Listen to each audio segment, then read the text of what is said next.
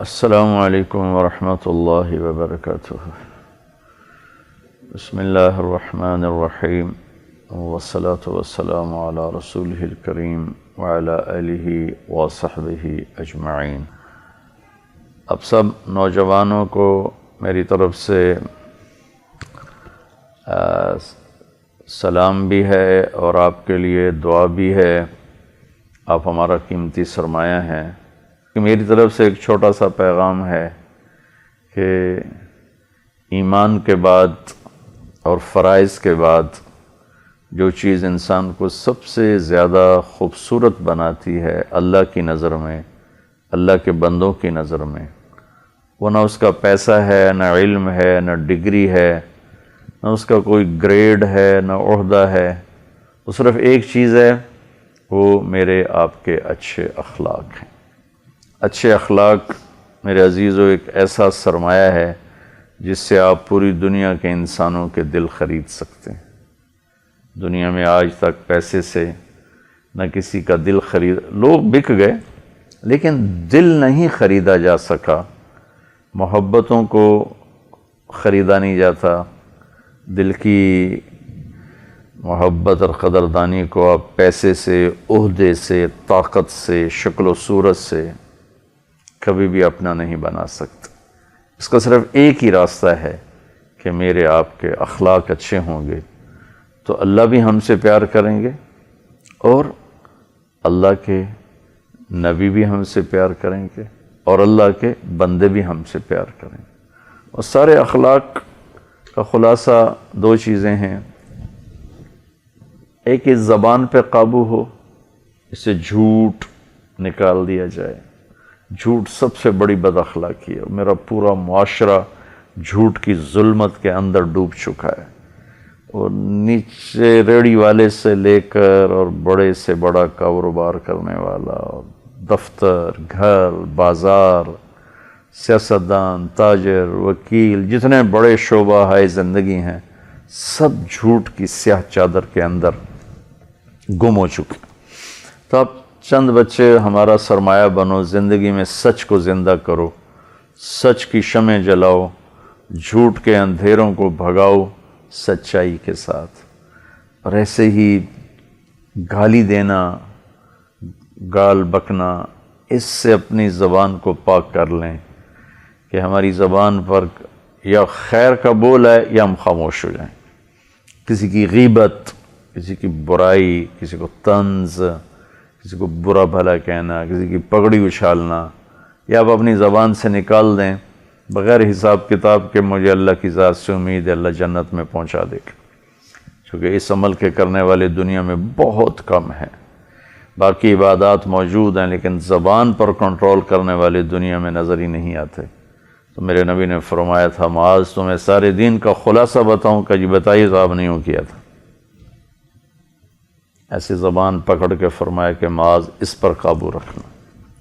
تو آپ سب بچوں سے گزارش ہے، میں اور آپ اگر اپنے آپ کو خوبصورت بنانا چاہتے ہیں کہ ہمارے لوگوں کے دلوں میں ہماری جگہ بن جائے اور اللہ کی بارگاہ میں بھی ہمیں جگہ ملے، تو اپنے اخلاق اچھے کریں، جس میں زبان کا بول سب سے ٹاپ آف دا لسٹ ہے کہ زبان کے بول کو خوبصورت بنایا جائے۔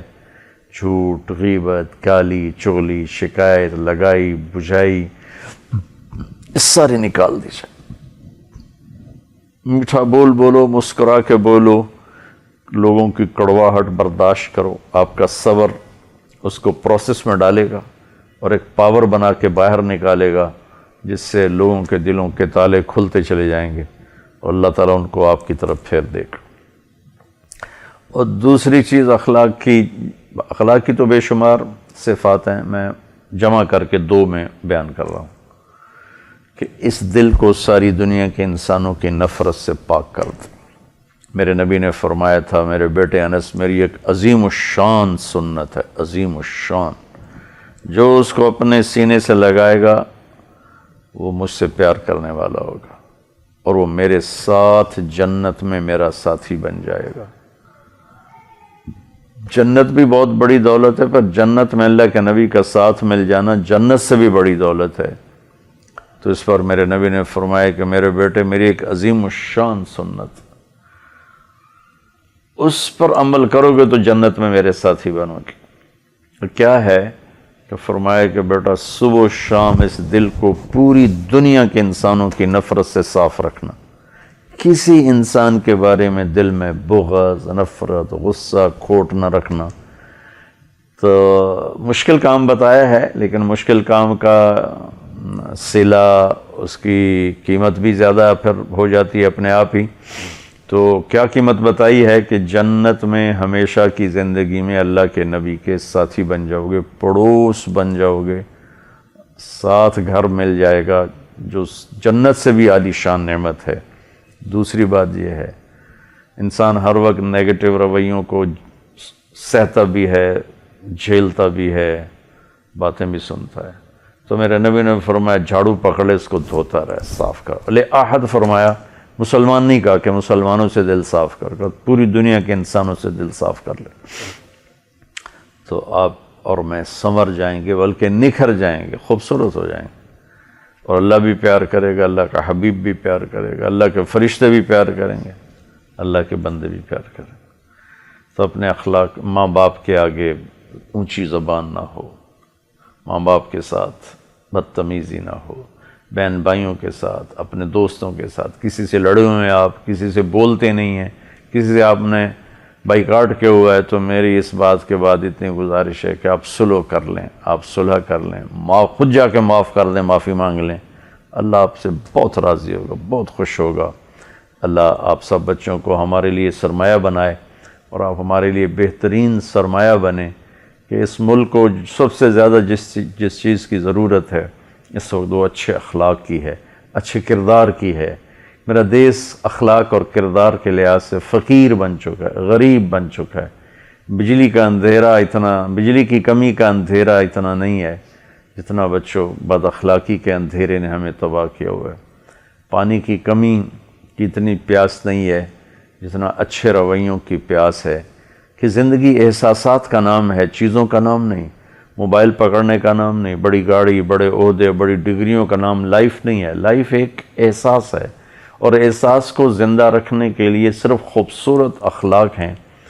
برے اخلاق سے زندگی مردہ ہو جاتی ہے، اور اچھے اخلاق سے زندگی پروان چڑھ جاتی ہے۔ جو اپنے گھر کو، اللہ آپ کے گھر بنایا، آپ کی شادیاں ہوں، تو اپنی بیوی کے ساتھ انتہائی حسن سلوک ہو، انتہائی محبت کا رویہ ہو، انتہائی عالی شان اخلاق ہوں، تو آپ کا گھر جنت کا نمونہ بن جائے گا۔ اللہ آپ کو صاحب اولاد کرے تو اولاد کے ساتھ ایسا ہی سلوک ہو، ایسی محبت ہو، ایسا ہی تعلق ہو، تو آپ دنیا میں جنت کا مزہ چکھیں گے، اور موت کے بعد بھی اللہ آپ کو جنت دیں گے۔ اللہ آپ سب کو ہمارے لیے سرمایہ آخرت بنائے، دنیا اور آخرت کی عزت بنائے، اور آپ پھلیں پھولیں، پروان چڑھیں۔ السلام علیکم ورحمۃ اللہ وبرکاتہ۔